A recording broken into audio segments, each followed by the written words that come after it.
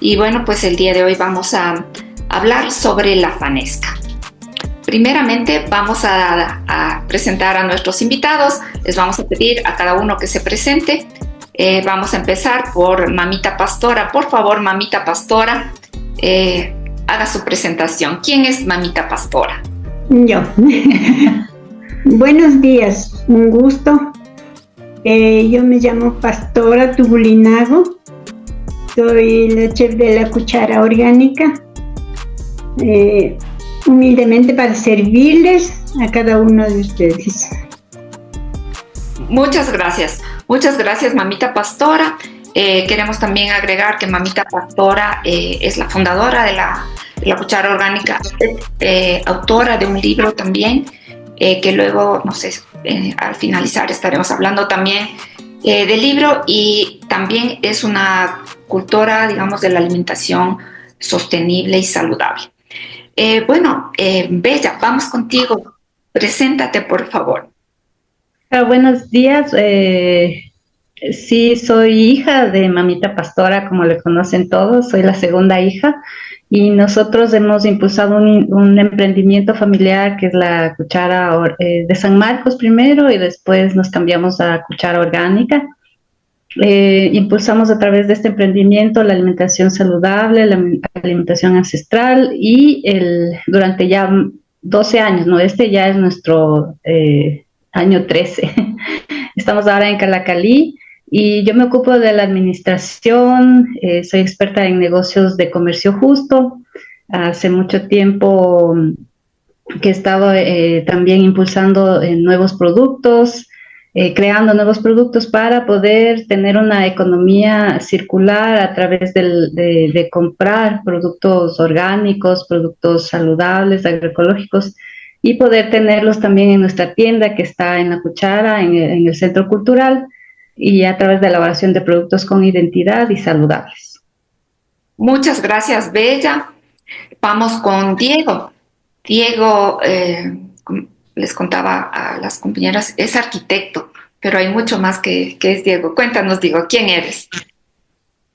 Muy bien, Teo y Jimena y las contertulias. Pues yo soy un investigador del tema etnográfico, cultural, andino. Puedo decir que me interesa develar algunas informaciones que han quedado un tanto rezagadas y que ayudan a entender nuestras identidades ecuatoriales. Y trabajo en un colectivo que se llama Quito Milenario y vamos sistematizando esta información con Quinti Editores, con mi hija Alexandra. Bien, muchísimas gracias, Diego. Vamos, Jimena ya la hemos visto en otro podcast, pero también se va a presentar. ¿Quién es Jimena? Bueno, soy una investigadora, escritora. Como me interesan los temas de la historia moderna hacia lo contemporáneo, también me interesa lo ancestral y lo milenario. Y con el proyecto Lleras de Zumpa, que es parte de la Fundación Efecto Alquimia, queremos recuperar la memoria de las mujeres del pasado, pero también la memoria de su cocina, de sus recetas, de sus costumbres en el campo. Y por eso estamos aquí hablando de la gastronomía, de nuestra cultura gastronómica, alimentaria, y eso. Gracias, Jimé. Bueno, ahora yo soy Teolinda Calle. Yo me asumo primero como una mujer rural. Esa es mi primera definición. También una investigadora en los temas de cultura alimentaria y gestora cultural del Chocó Andino. Vamos a empezar. Empecemos por el ancestro de la fanesca. Todos conocemos ya la fanesca, pero la fanesca tiene unos ancestros. Y ahí quisiera, pues, ahí que nos comente Diego ese ancestro. Por favor. Yo creo que la fanesca es el plato por antonomasia, el más antiguo que podemos tener, y no necesariamente vinculado a lo que creemos, a la región andina. aunque la difusión actual es en todo el país y también internacional, y ese sería un gran proyecto. Pues si nos ubicamos en Sumpa, 8.000 años antes de la era común, en Las Vegas, en Real Alto, en la misma Sumpa, todo eso llamado Valdivia en términos arqueológicos, pues ya tenemos el maíz, tenemos el frijol y sobre todo tenemos la calabaza. Y al tener la calabaza, el pescado, tener el maíz, ¿no es cierto? Tener la posibilidad de poner el frijol y adjuntar luego otros eventualmente cereales, leguminosas y también poder ahí construir con elementos de sazonado, ¿no? Normalmente se habla de estas 4 posibilidades de lo dulce, de lo agrio, de lo amargo y de lo salado. Eso ya desde los mitos muy ancestrales, incluso de la parte surandina, como las de los hermanos Ayar, tienen esos nombres que les representan, ¿no?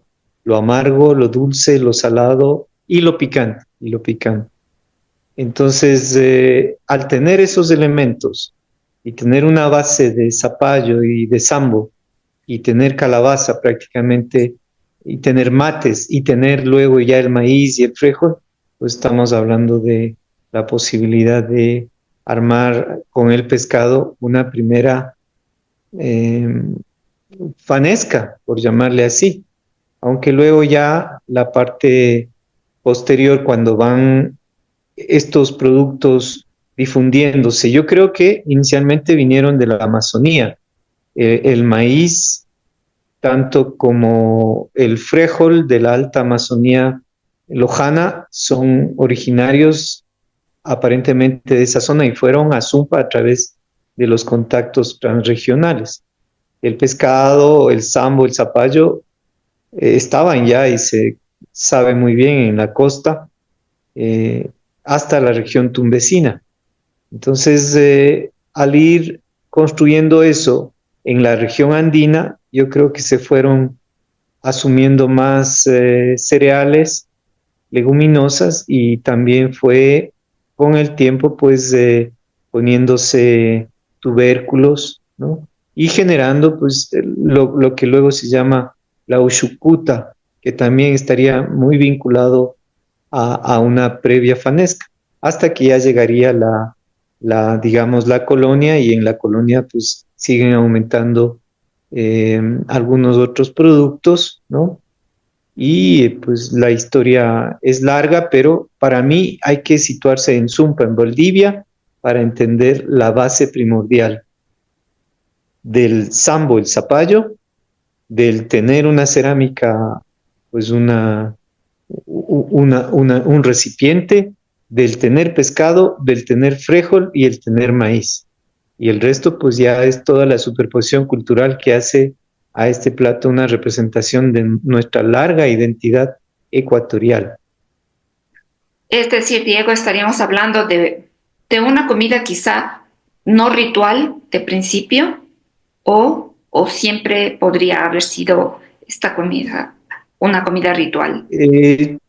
Claro, se vuelve ritual y sobre todo si yo hablo de la región andina, se vuelve ritual de esta época de los granos tiernos en la región andina, vinculada al Pauca Raimi o al Mushugmina, el inicio del año andino ecuatorial, sobre todo en la parte andina, porque la Amazonía y la costa tienen ciertas singularidades, pero no es que, como se ha comprobado, en la zona de Lupano o Sangay, o en la zona pues de la actual Zamora, ¿no? Mayu Chinchipe, o que en la zona tumbesina o en la zona incluso Manabita o en la zona de la actual Santa Elena, Sumpa, pues no es que ellos no manejaban solsticios y equinoccios, celebraban los equinoccios, pero sabemos también que las adaptaciones de los granos, por ejemplo, son mucho mejores, yo creo, en la parte andina.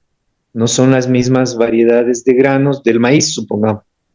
Entonces, se introdujo en la parte andina de manera ritual y de ahí viene también cómo luego la iglesia trata de superponer a estas fiestas en todo el área, digamos, llamemos románica, latina, el área hispana, digamos, posterior de la colonia, superponiendo las fiestas paganas, que en el fondo son paisanas o campesinas, nada más, no tienen nada de pagano, pero al transformarle en algo religioso, entonces ponen ahí de manera bastante abrupta e inadecuada la Semana Santa, la Semana Mayor, porque era una semana de inicio del año andino ecuatorial, pero también la semana de inicio, digamos, del 20, 21, 22, en los antiguos calendarios, de un calendario lógico, en los equinoccios, no en los solsticios. Con todas esas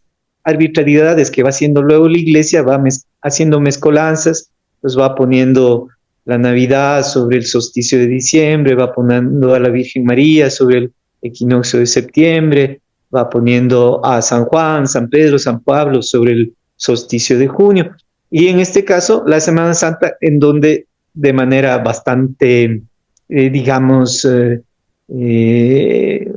agresiva, se impone esta tal fiesta de crucifixión y bueno, lo interesante, la resurrección de Cristo.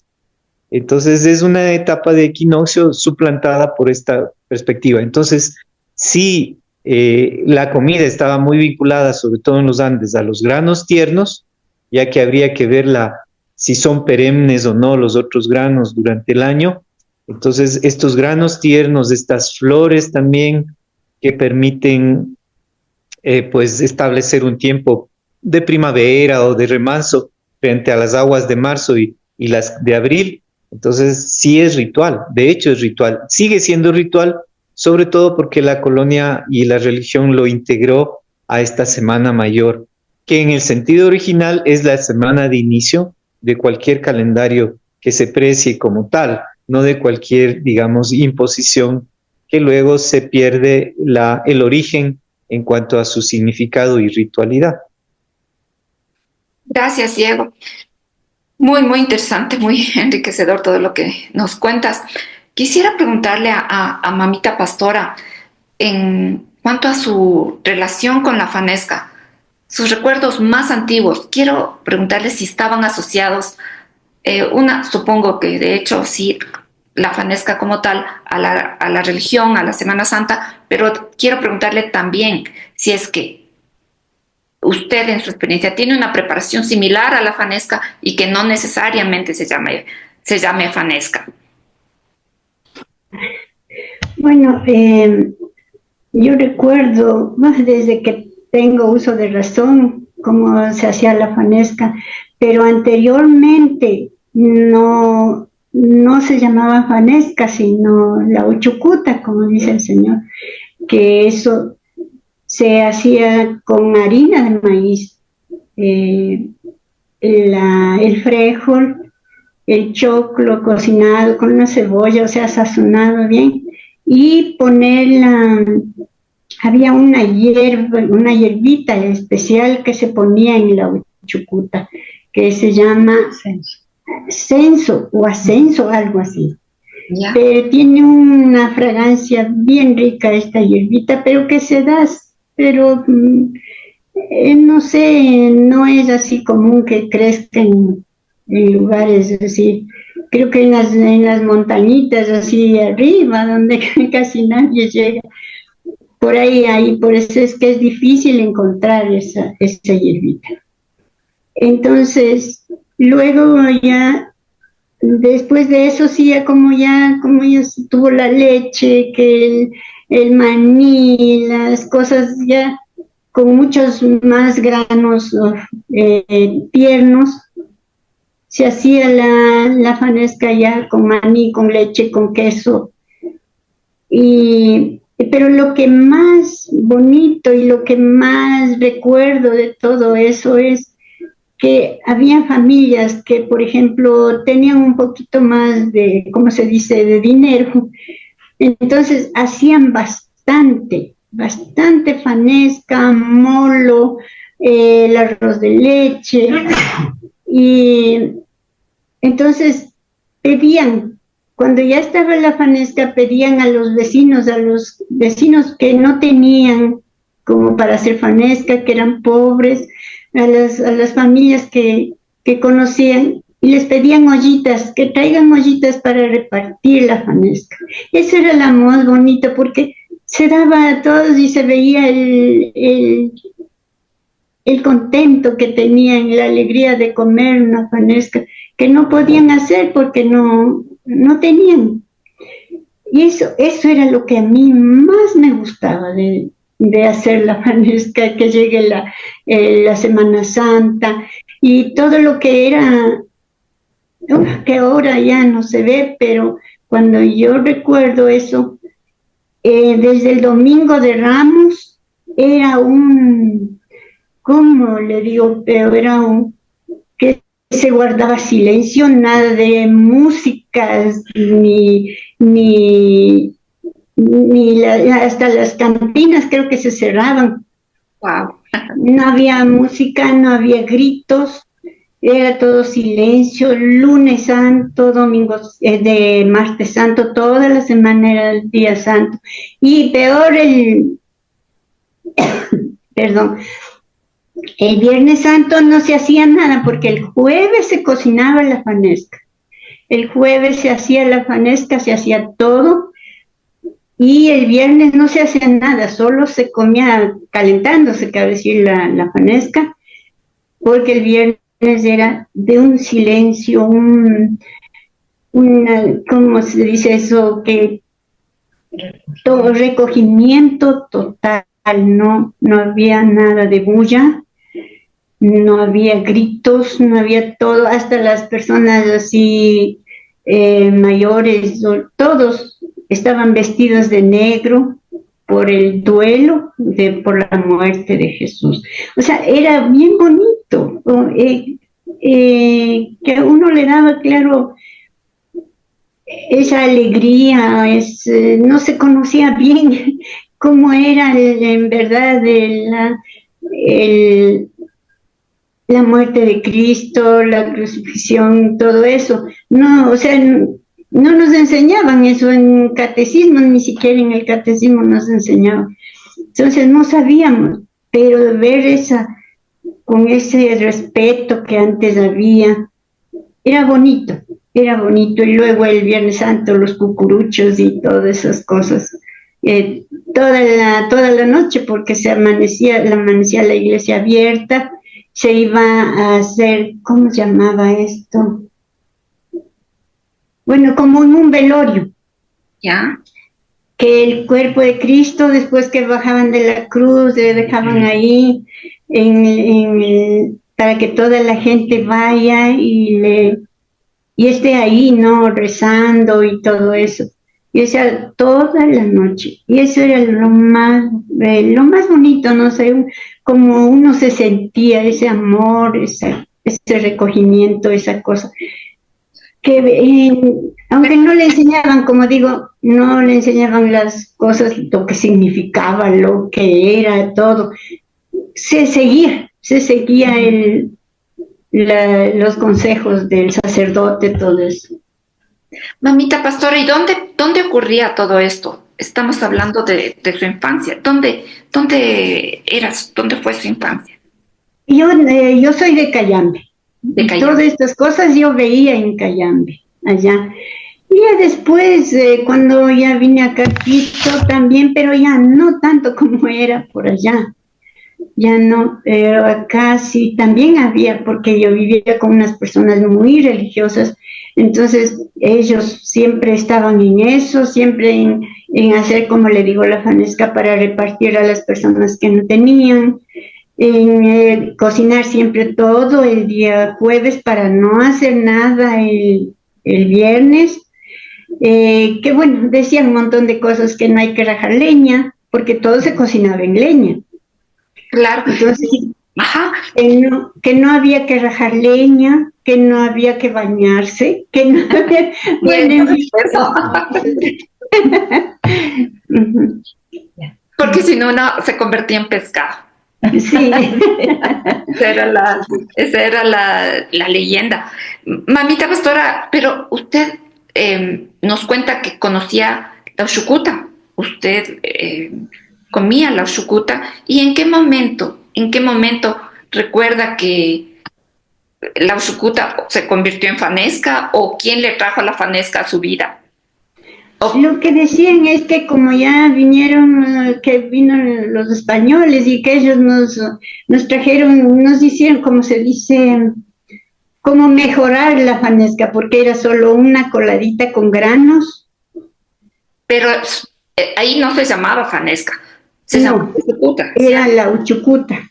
Entonces, pero cuando ya vi, eso es lo que yo no puedo decir de eso, pero que ellos para comer mejor, digamos, ya hicieron poner más cosas, el zapallo, todo eso, porque no se ponían, solo eran los granitos cocinados con la colada de harina de maíz.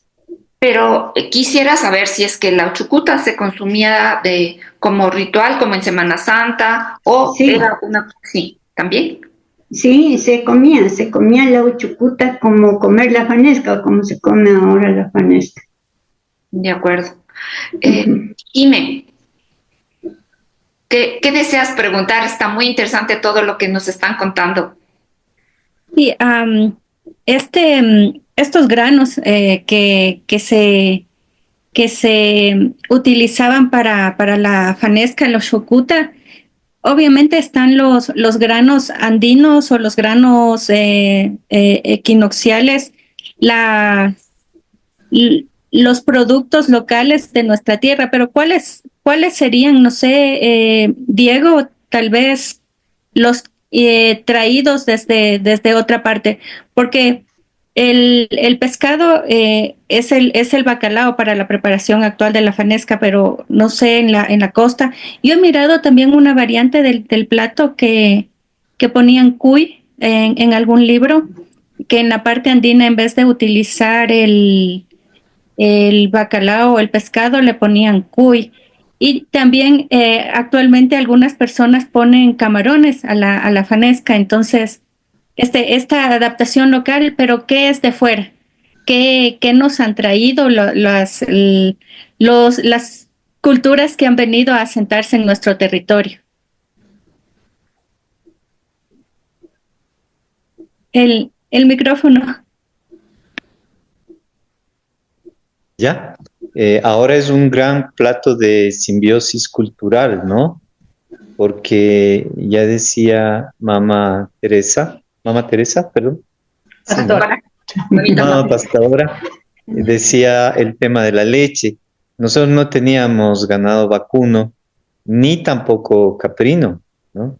Entonces, tampoco teníamos cerdo, bueno, que no tiene nada que ver en este plato, pero digamos la leche, y luego no teníamos las gallinas de Castilla prácticamente, o sea, no teníamos huevos.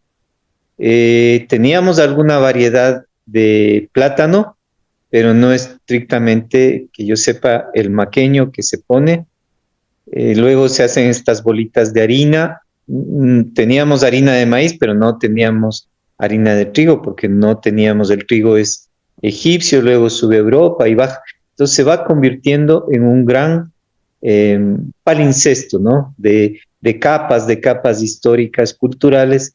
Y teníamos pescado, y yo creo que una deriva en la costa fue la parte del pescado en términos ya de la pesca ecuatorial, y una traída, en cambio, ya de parte de los españoles, la tradición del bacalao. Porque como en esta época ya parece que en España había algún plato que no contenía carne ni de cerdo ni vacuna, entonces tenían que usar el pescado. Y bueno, el bacalao capaz que llegó también como una especie de aporte, sobre todo sería nórdico, aunque creo que puede haber otro tipo de peces. Por ejemplo, en la parte de los Andes que hemos perdido, las preñadillas, ¿no? Y luego una adaptación forzosa, creo yo, pero eso habría que investigar bien, el cuy. Pero las preñadillas era un alimento muy cotidiano, vinculado a las fuentes hidrológicas de los Andes y a los lagos, las impas o preñadillas. Y luego estas se habrán ido adaptando hacia un momento en que, por cierta jerarquía, pues viene el cuy. Yo no creo que el cuy era de consumo muy continuo en esta zona de Quito, sobre todo era considerado muy sagrado.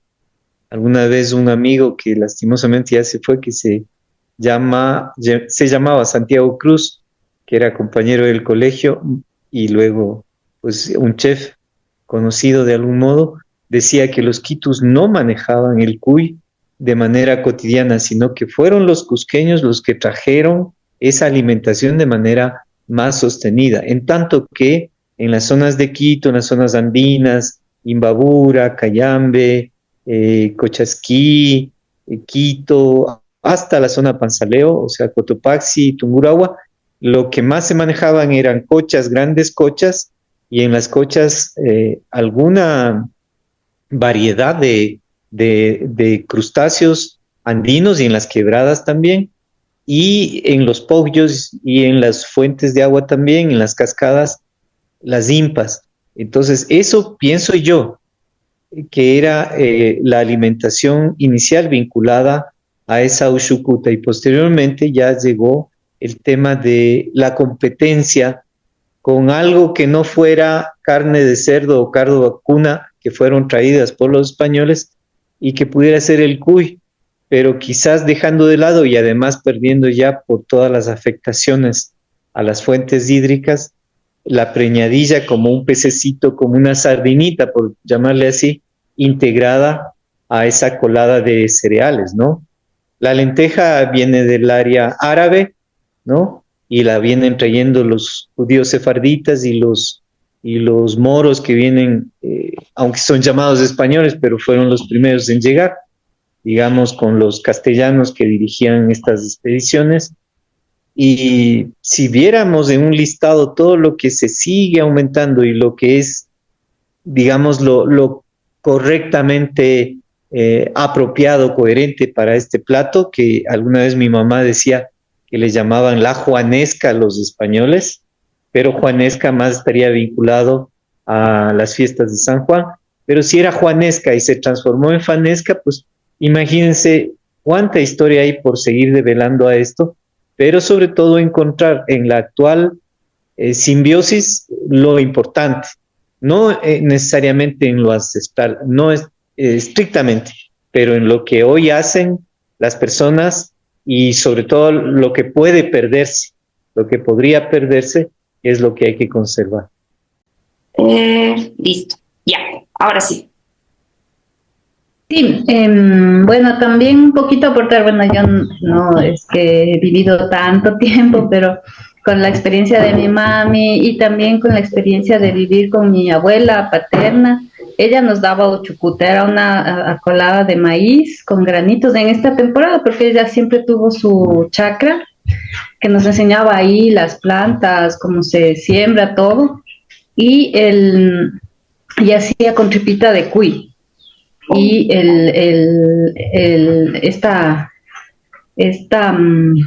no sé si colada, yo no le conocía como chucuta, pero ella lo hacía porque nos ponía el frijol que ella misma cosechaba, ponía esta harina de maíz, la tripa de cuy y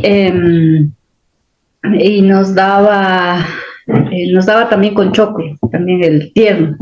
Entonces era así como, era algo riquísimo que nosotros comíamos. ¿Semana Santa? En esta temporada, no específicamente en Semana Santa, porque bueno, nosotros somos una familia, digamos, diversa, nosotros no somos católicos, entonces no sabíamos mucho de la Semana Santa. Pero mi abuela sí, en cambio, este sincretismo, así como decía el señor Velasco, este sincretismo e imposición, ¿no?, de estas cosas religiosas católicas, especialmente en las culturas de aquí, de nuestro territorio, hizo que haya tantas, digamos, ahí sí, tantas mezclas, Pero mi abuela, ella era así, nunca hizo fanesca, o sea, nunca usó ni queso, ni leche, ni nada. Siempre nos daba esa sopa en esta temporada. Y de ahí es que, bueno, ahora con una investigación que hicimos justo para un concurso de fanescas que hicimos el año pasado junto con mi esposo Sami y mi mami, encontramos también que muchos todavía la consumen y se hace, por ejemplo, en la comuna de Yabe, en algunas comunas también por Cayambe, o sea, sí todavía se hace esta sopa, ¿no?, ancestral. Y eso hemos querido nosotros como Cuchara Orgánica, como Centro Cultural, fomentar esto, ¿no?, que recordemos y consumamos, porque están los productos, está más o menos el proceso, cómo se hace, tenemos la memoria de cómo se hace y podemos continuar haciéndolo. Y así entonces nosotros hicimos probar a todos nuestros visitantes en la Cuchara Orgánica el año pasado la uchucuta como una entradita, como un bocadito de recepción, y ahí podríamos hablar de cuáles eran nuestra sopa ancestral antes de la fanesca, pero especialmente para impulsar nuestra identidad, para un poco ubicarnos, ¿no? No podemos volver a hacer totalmente, digamos, todo lo que hemos perdido después de esta imposición cultural, pero sí poder identificarnos de dónde somos. Y también reconocer que, digamos, la fanesca como ahora es súper riquísima, con las leches, el queso y todo eso. No podemos negar que es súper rica, deliciosa. Y enfrentar esto para la diversidad de que somos, porque no somos todos, digamos, católicos, tenemos otras formas de pensar, otras formas de celebrar espiritualidades. Entonces sí es para nosotros importante que este motivo, por ejemplo, sea de recordar nuestra identidad, especialmente con la gastronomía. Por supuesto. Y aquí cabe una pregunta, porque quisiera luego tomarla y pasarla a un texto. Pero cuéntanos, por favor, la receta de la uchucuta. ¿Cómo la prepararían? Nos pueden contar las dos. ¿Cómo es el proceso de preparación y los ingredientes? Bueno, yo lo que hago es un refrito con ajito, cebolla, y luego en ese refrito pongo que se cocine el choclo y el frijol.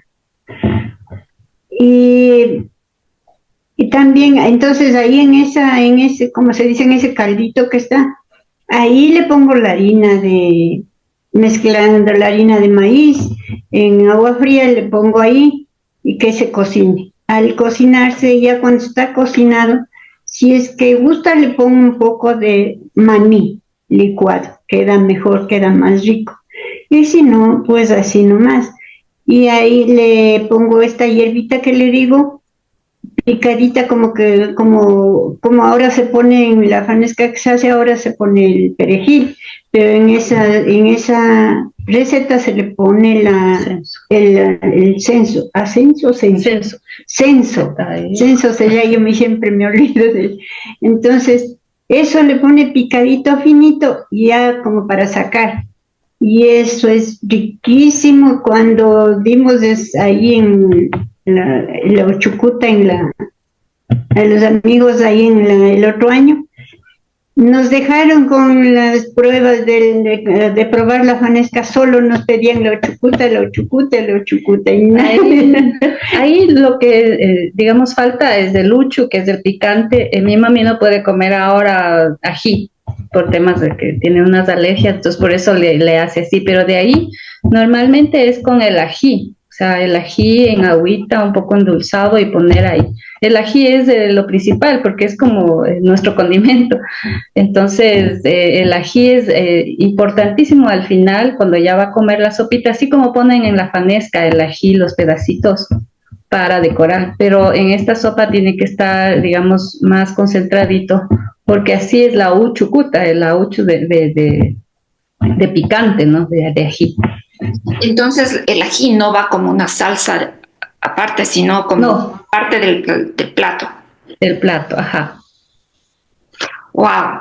Interesantísimo. Ya creo que debemos hacer una reunión solo para Uchucuta. Cerro Chucuta.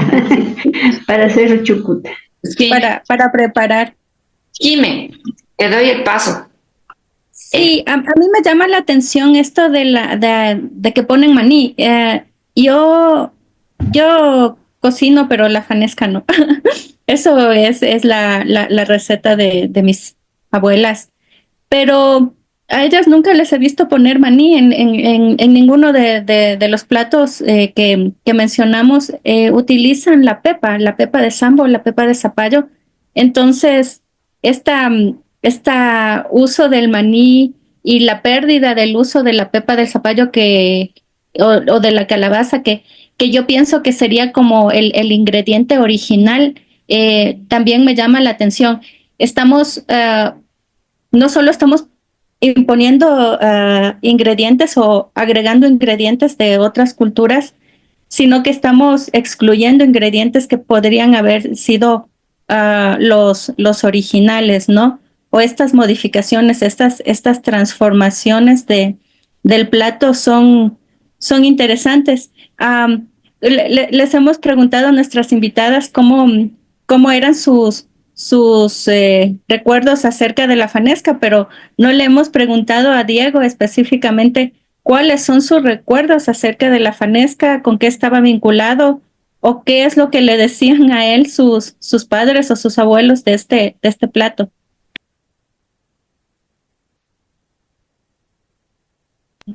El micrófono.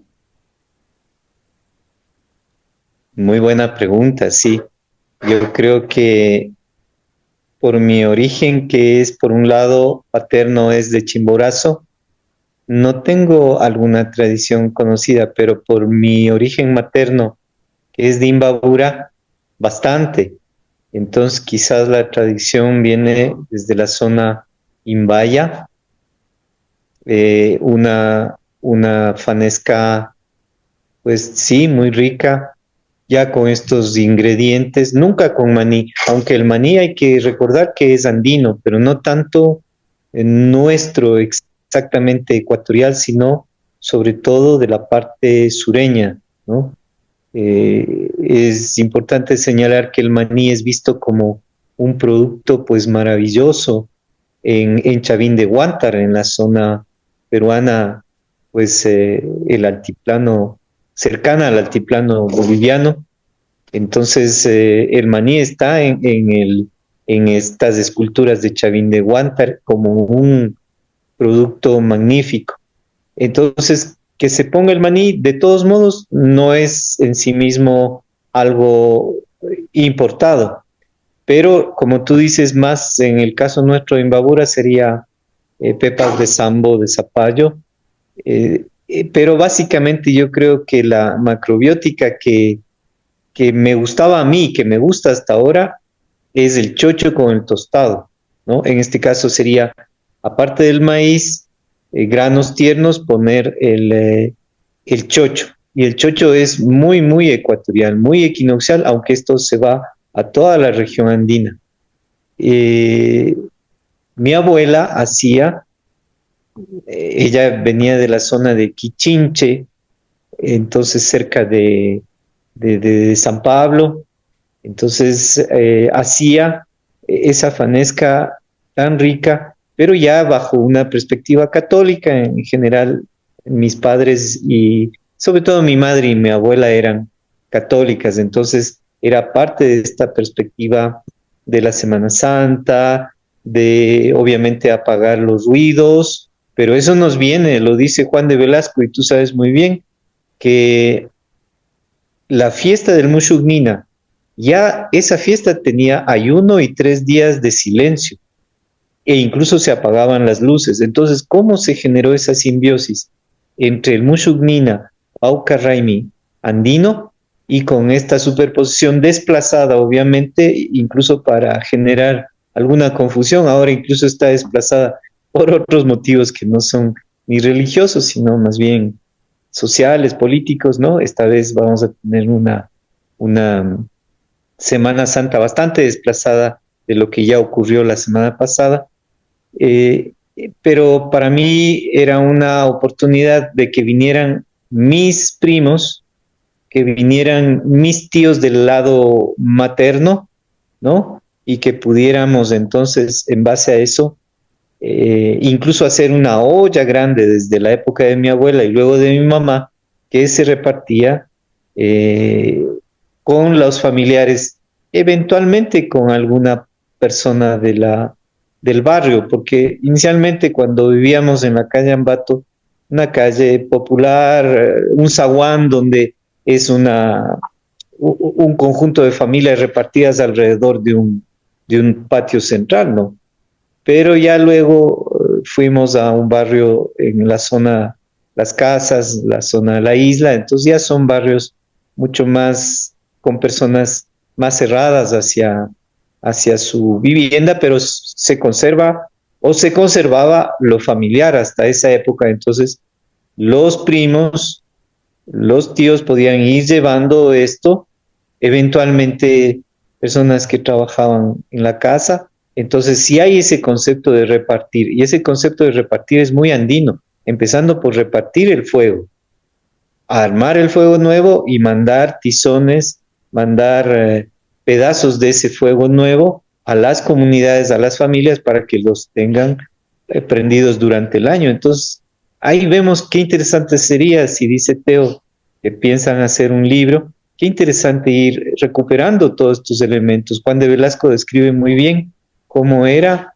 la celebración del Mushugmina, y ahí habrá existido también ya la preparación del Uchucuta en términos andinos. En la costa habrá sido más el sambo, el zapallo con el maíz tierno y el frijol, ¿no? Cuando unimos un cereal y una leguminosa, maíz con frijol, en todo el área centroamericana hasta México y bajando toda esta área del Chocó y el área todavía ecuatorial y amazónica, entonces tenemos una proteína cereal con leguminosa.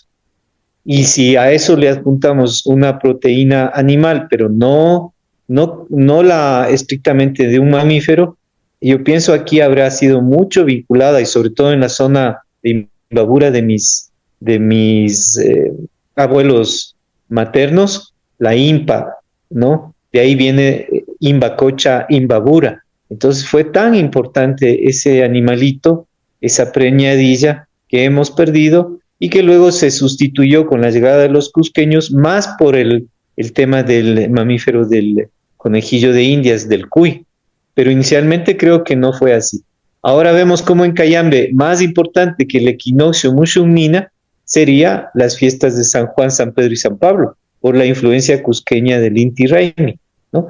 De toda esa riqueza simbiótica, esa es la que vale, y lo que tengamos ahora es lo que vale. Yo estoy de acuerdo con Mama Pastora del hecho, y su hija también, del tema de qué rico es, qué son estas bolitas de harina que siempre esperábamos para hacer, qué ricos son estos pedazos de queso, estos maqueños, o sea, qué rico ya cuando todo se conjunta.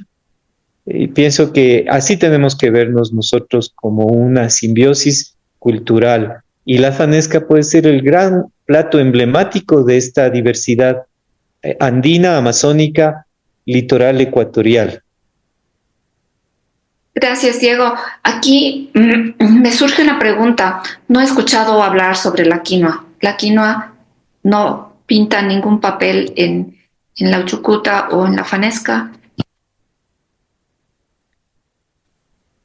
Bueno, la quinoa es también andina, pero sobre todo viene del altiplano boliviano, actualmente boliviano, ¿no? Eh, Pienso que en las zonas frías nuestras también, en Bolívar, en Chimborazo, la quinoa ha sido importante mucho tiempo, el amaranto también. Pero cuando llegaron los españoles empezaron a usar el maíz más para alimentar a sus ganados, ¿no?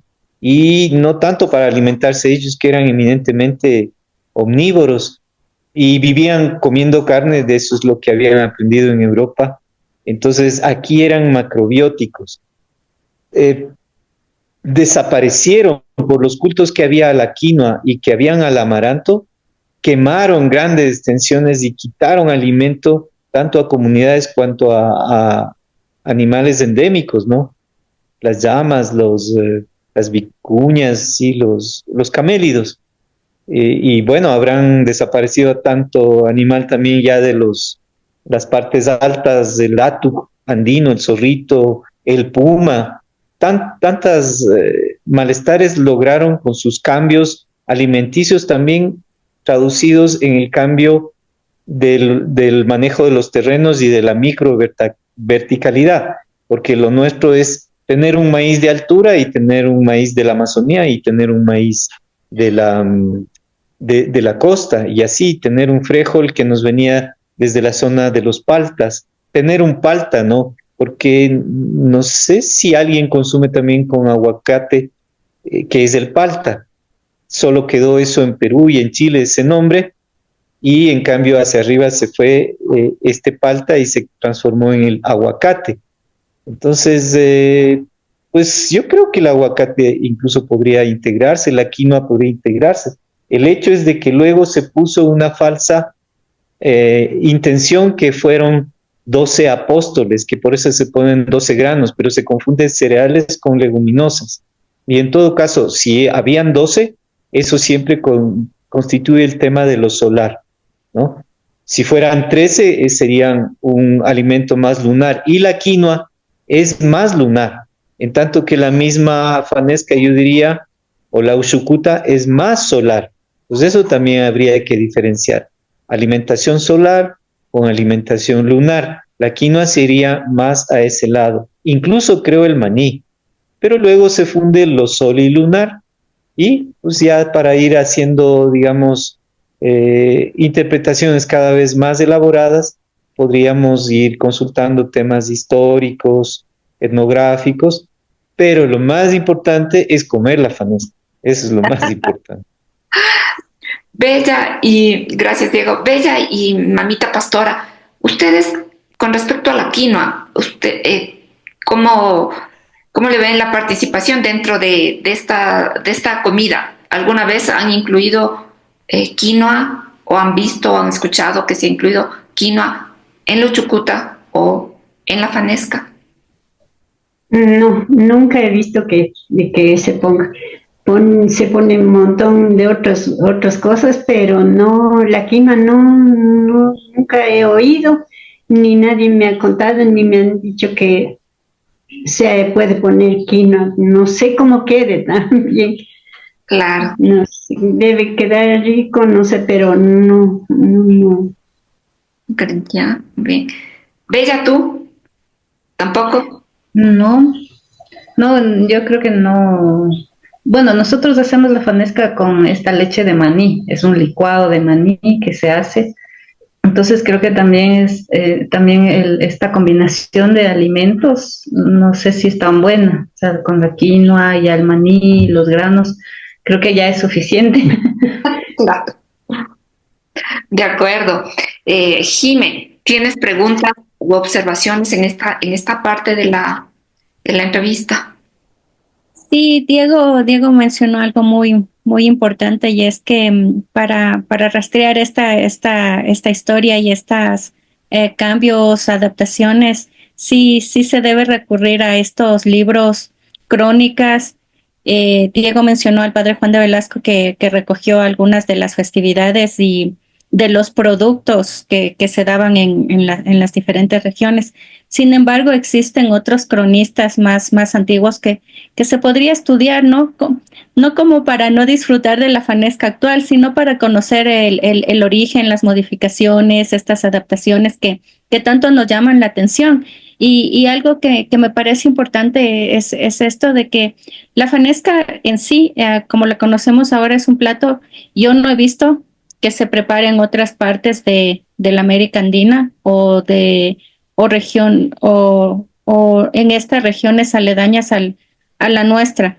Existe un plato uchucuta en Perú, en las recetas peruanas, y otra como una salsa picante, uchucuta también en la misma parte, pero una fanesca así tal como la conocemos en el actual Ecuador. No sé si mamá pastora Eh, yo supongo que a la cuchara orgánica llegarán muchos visitantes extranjeros. No sé si ellos prueban la fanesca o los shokuta y les dice, este plato no existe en mi país, o si existe o existe algo similar. No sé, Diego, si ha escuchado de otras regiones donde se prepare esta fanesca. Esa es mi pregunta. Empezamos con Mamita Pastora y Bella, ¿sí? Sí, bueno, de la experiencia que tenemos, sí, todos al menos extranjeros, fuera de Ecuador, no hay una experiencia culinaria así, o sea, es súper original, digamos, esta preparación, y para nosotros es importante porque así nosotros también hablamos, como decíamos, vamos hacia la Uchucuta, los orígenes, la festividad, el Mushunina, y claro, todo este turismo religioso que ahora hay en Quito a propósito de la Semana Santa de la Fanesca. Entonces, no ha habido, y por eso nosotros tenemos una opción, más bien siempre ha sido basada en plantas. Entonces ya puede comerlo en la tardecita, que no le vaya a hacer nada de algún estrago, porque claro, como es digamos, la original, con leche, crema de leche, queso y todo, es un potaje súper fuerte. Y nosotros le hemos hecho una versión basada en plantas con, como les decía, el maní, que bueno, es un poquito pesado, se hace esta como leche cocinada, y le ponemos leche de arroz o leche de ajonjolí, y todos los granos, no ponemos de pescado, sino fondos de champiñones o de algas, y ya. Entonces también ofrecemos un queso vegano, si no quieren huevo, entonces todo así como light para que los extranjeros puedan comer, porque es un potaje súper pesado, ¿no? Porque tienes que comer un plato en todo el día y eso ya te llena, creo que hasta el otro día, al menos a mí. En cambio, esta fanesca de Mamita Pastora, que ya tenemos 3 concursos que hemos ganado como una de las mejores fanescas, ha sido esta versión basada en plantas. Ay, muchas gracias. Me llama mucho la atención. Tengo que probar eso. Sí, Claro, invitados todos. hay que ir a la cuchara orgánica, sí. Diego. Sí, yo pienso que habría que establecer variantes de una fanesca, obviamente ya con las nuevas posibilidades de alimentación.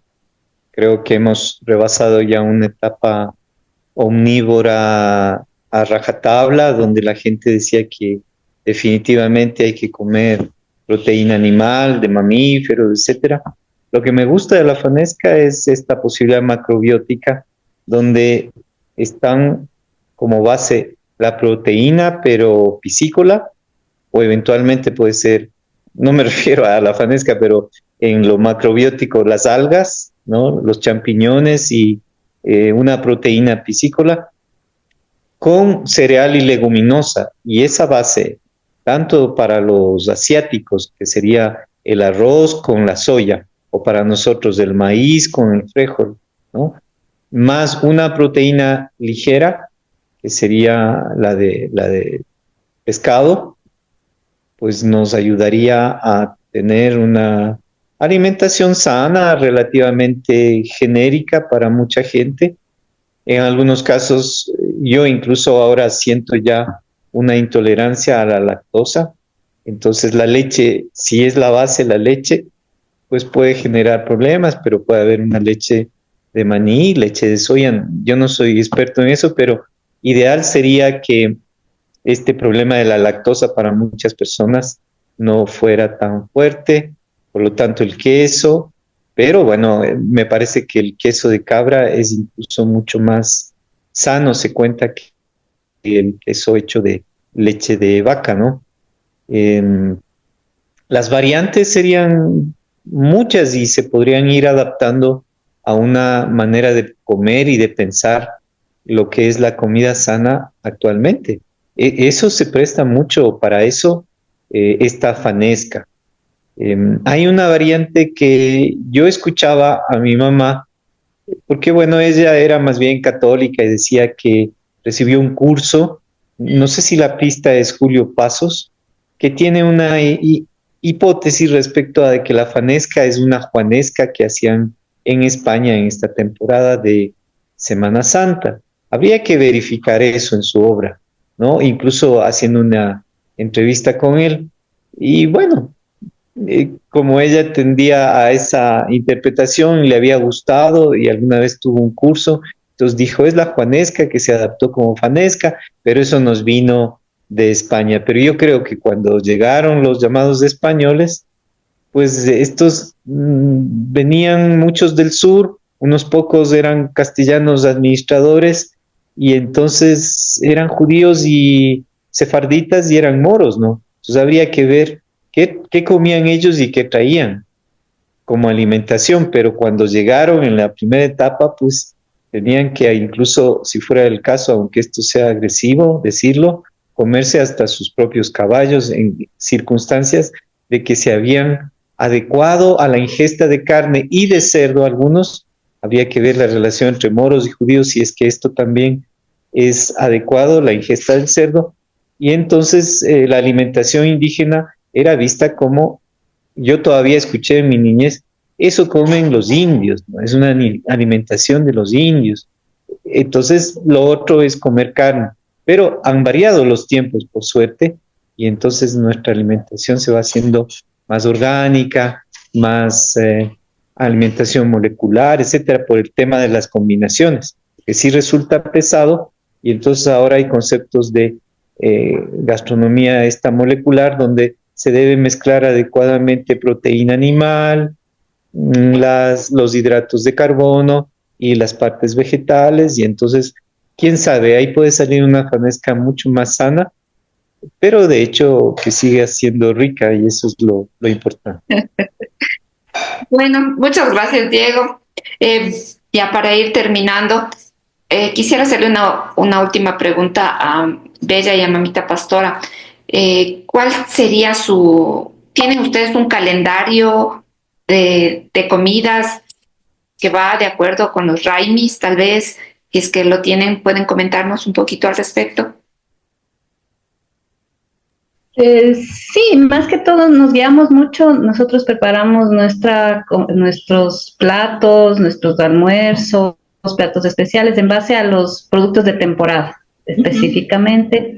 Claro que no hemos estado siempre en el Chocoandino, estamos ahí hace ya casi, vamos a tener 2 años recién ahí, y entonces lo que siempre hemos procurado es tener, por ejemplo, proveedores de agroecológicos, proveedores que sepan la importancia de los productos locales. Entonces, por ejemplo, ya mismo vamos a hacer humitas en esta temporada, humitas de choclo blanco, de choclo morado. Tenemos un proveedor que nos lleva y hacemos humitas mixtas. Y así creamos cosas con los productos de temporada. Entonces ya mismo, como hay bastante zapallo, hacemos una variación, por ejemplo, en nuestra versión basada en plantas del mac and cheese, hacemos la salsa de zapallo. Y así varios platos usamos siempre con los productos de temporada. Por ejemplo, hicimos el jucho hace unos 15 días utilizando el capulí, las frutas de temporada. Entonces, hacemos creaciones y también platos ancestrales y tradicionales. Entonces, para nosotros eso es lo más importante, porque si no, no estamos promoviendo alimentación saludable, si no comemos productos locales y de temporada, y también promover nuestra identidad, que es justo los productos, ¿no? Que son culturalmente adecuados para nosotros, para esta zona. Y así en todo el año. Pueden ser los mismos o pueden ser nuevas creaciones, porque mi sobrina y mi hermana, que son las que han tomado la posta de la sazón de mi mami, y mi sobrina que es chef, ella también hace muchas creaciones. Por ejemplo, cuando hay mucho camote, hacen pastel, hacen muffins, hacen donas, bueno, todo lo que es camote. Y así, entonces, en cada temporada usamos los productos de temporada. De temporada, perfecto. Y por último, cuéntenos de su libro, dónde se puede conseguir, cómo se llama, un poquito sobre su libro. Sí, el libro es Cocinando con Mamita Pastora, lo publicamos en el 2020, justo en pandemia, por pedido de muchas personas que querían estas recetas de Mamita Pastora, de esta, digamos, una transición de cocina ecuatoriana, digamos, de tradicional a cocina ecuatoriana basada en plantas.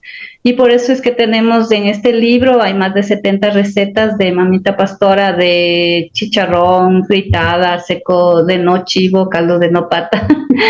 En un estudio que hemos hecho con mi hermana, que es nutricionista, para un poco reemplazar digamos, más bien la mayoría, reemplazar las proteínas animales por vegetales. Todo el libro es vegano-vegetariano. Son recetas muy fáciles, recetas que puedes hacer en tu casa fácilmente y recogen varias recetas como la fanesca vegana, fanesca basada en plantas, la colada morada y algunos postres también, pero especialmente unas bases, por ejemplo, de salsas, aliños y platos súper tradicionales, ¿no? Como el chicharrón, los chinchulines, bueno, todos en versión vegana. Bien, muchísimas gracias. Ahora, la misma pregunta quisiera hacerle a Diego. Cuéntanos qué tienes en producción bibliográfica, literaria, sobre tus investigaciones. ¿Dónde podemos encontrar tus libros?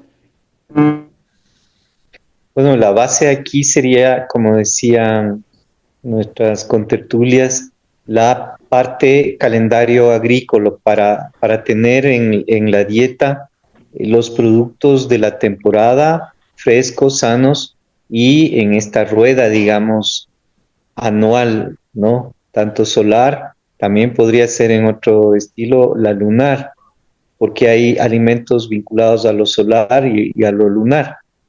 Y a los elementos también, ¿no? Aire, agua, tierra y fuego, que se puedan complementar en una comida también que sea equilibrada. Eso es la base. Entonces, sobre eso tenemos bibliografía. Tenemos un libro que se llama Cosmovisión Andina Ecuatorial y Calendario Agrícola y Fiestas Populares, ¿no? En eso tanto mi hija como yo estamos interesados, pero ahora que escuchamos la idea también de ustedes de hacer una publicación o seguir trabajando en esos temas de investigación, pues mi mamá me dejó un documento, no muy largo, pero que yo siempre he querido publicar, integrado a otros elementos así etnográficos, por ejemplo, vinculados al maíz, al frijol, a la quinoa, al amaranto, etcétera, con una introducción que permita luego entender algunos platos que son nuestros en cuanto a su identidad, pero se van volviendo internacionales.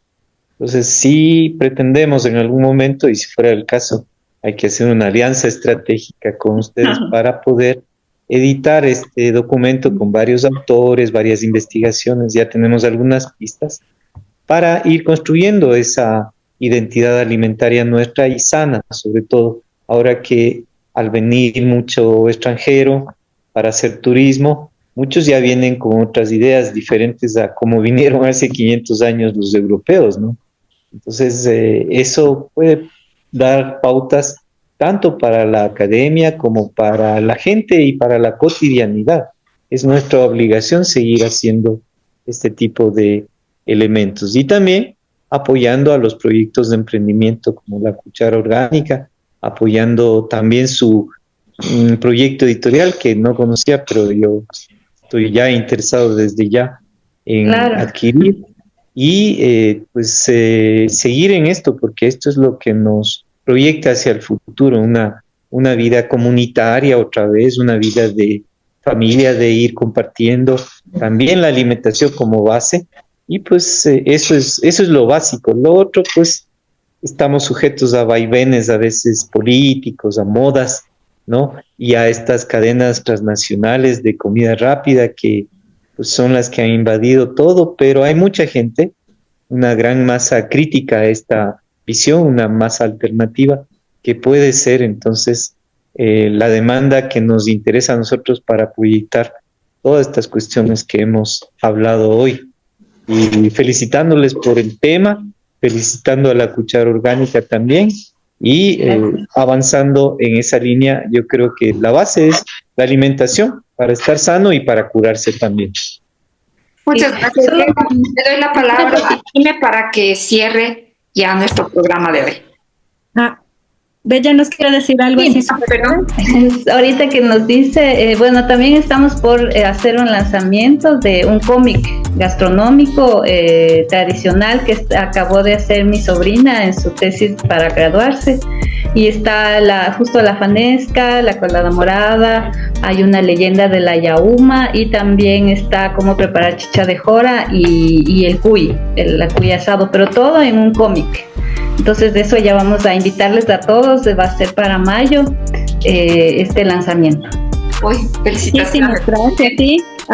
Y bueno, no nos queda más que agradecer a nuestros invitados, a Mamá Pastora, a Bella, a Diego, a Teo, que siempre está haciendo este tipo de contenido y yo apoyándole a través del proyecto. Hemos aprendido mucho y sigamos trabajando por esa alimentación saludable y comunitaria. Gracias a todos.